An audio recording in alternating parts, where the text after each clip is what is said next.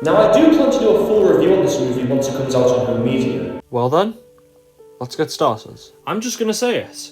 I absolutely love the new Superman movie. Fans have been waiting for this ever since it was announced by James Gunn all the way back in 2023, in that original announcement video for the DCU. Since then, we've gotten behind the scenes photos, Guy Gardner doing a TikTok dance, 5 minutes of footage, and there we are now. I remember when this film first came out. I just finished college for the day and went straight to the cinema. I remember I may have missed a minute or two, but it wasn't a problem. And after the film had concluded, I just felt happy. The film just gives you a good feeling. And I'm gonna tell you why. The plot of the movie is that Superman discovers he was sent to Earth to conquer the planet and is made an enemy of the government. Only after his Earth father Jonathan tells him his choices were all that matters, he continues the mantle, takes on Lex Luthor, and disowns his Kryptonian heritage, fully embracing his life on Earth. The movie is all about identity and who you choose to be, which is Superman's arc throughout. Despite not being human, he's the most human character in the whole movie. I could dedicate a whole video on Superman's character as a whole because there's a lot more to talk about with him than that, but all you need to know is, he does what he does because of what he believes is the right thing to do. Taking note, Schneider?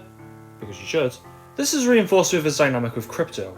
This dog does nothing but wreck everything he sees, and despite all of that, Superman just can't help but love him. Superman will happily look after him while Supergirl is off getting drunk on other planets, which maybe will be followed up on in the Supergirl movie. And what is possibly Superman's most notable dynamic, his relationship with Lois Lane. The two are so different from each other that they make such a connection. Superman even trusts Lois enough to reveal his secret identity as Clark Kent, bearing in mind that this movie takes place in Clark's third year as the Man of Steel. Though, I'll take that any day over Lois finding out within a few short weeks. You taking notes, Schneider? Because you should. The scene where Lois interviews Clark as Superman tells us a lot about them as characters. Lois doesn't approve of Superman getting involved in a war, and Superman exclaims that he did it because of the lives that would have been lost otherwise. Even when their relationship takes a turn, they still care for each other, despite their differences. The Justice Gang was really fun.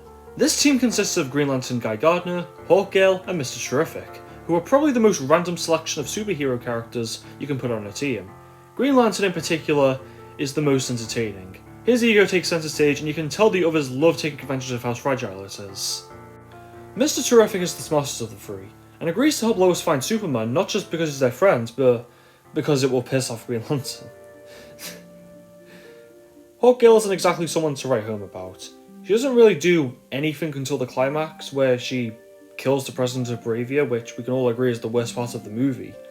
I have to assume there was some kind of scene cut that explains why she did this, but we don't really have anything to go off of. It just comes off as unnecessary. Towards the end of the movie, the gang gets a new member in Metamorpho, a character with the ability to create elements, and was commissioned by Lex Luthor to contain Superman with kryptonite. And speaking of which, let's talk about Lex Luthor. As soon as this film came out, fans came together and were all like, yeah, this is the best Lex. He is just in control here. From his first few minutes on screen, we can see he is the smartest person in the room, as he knows every move Superman makes. And if that wasn't proof enough, he creates an evil clone of Superman, carefully plans out a war in exchange for half of the losing country, and created an entire pocket universe knowing the risk that would happen if he messed up. I could go on and on about Lex, but I have a review to do, so let's move on. Ultraman was a mystery character up until the movie's release. He was meant to be this mysterious character we were all supposed to guess the identity of, and all we had to go off of were leaked set photos. We didn't even know his name until the merchandise came out. And then when the film released, all that hype was just for him to be yet another Superman clone. Ugh. Again. I mean, he's not a complete letdown. His inclusion did lead to the best fight scene in the movie, and I also do like his costume a little bit. Mainly because he reminds me of a character I created. Maybe it's the goggles, I don't know. He does get sucked into a black hole by the end of the fight, and some fans have theorised that this could lead into Bizarro existing, which I'm sorry, but I kind of doubt that. James Gunn has stated that he doesn't like to bring dead characters back, so I don't think we'll be seeing Ultraman ever again. Other characters include Jimmy Olsen, who is of course Clark's best friend, the engineer who has the best CG in the movie, Eve Tessmacher, Lex's ex-girlfriend who has a fascination with Jimmy, and the Superman robots, who are just sort of there. The effects are just incredible in this movie. The Superman robots in particular look so real, which is probably because they are. I love that this movie just goes all in on practical effects, not going crazy on CGI like most superhero movies do nowadays. I'm looking at you, Marvel. Did you really need to animate those Spider-Man masks? And yeah, there is some CGI, like the kaiju, or the engineer's abilities, which I love. I mean, look at this animation. And going off of the behind-the-scenes footage, the crew was expecting to use CGI for characters like Metamorpho. One thing I find ironic about this movie is that a few years back, James Gunn made a Superman parody film in Brightburn, and now here he is making an actual Superman film. How wonderfully ironic. So how does this movie compare to other Superman films? Well, I already made a video where I rank them all, but to recap, I think this is the greatest Superman movie of all time. Superman 2, I thought you was great, and you still are, but I think this one does it better.